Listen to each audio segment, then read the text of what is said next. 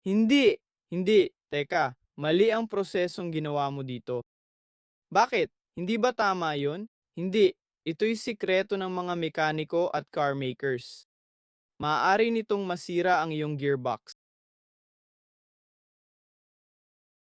Sa Honda Civic, ang gearbox ay nagkakahalaga ng 6,000 pesos. Sige, tapakan ng preno, ilagay sa D para makaalis, tanggalin ang handbrake.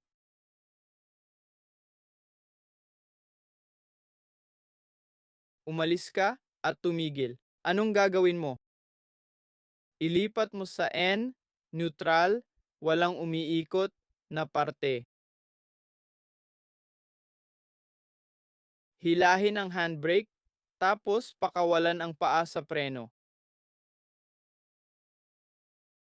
Mapapansin mo, nawala ang presyon sa gearbox.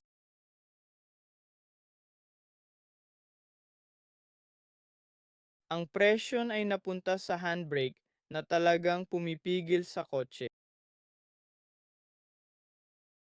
Ngayon, pwede mo nang ilagay sa P at ligtas ng bumaba.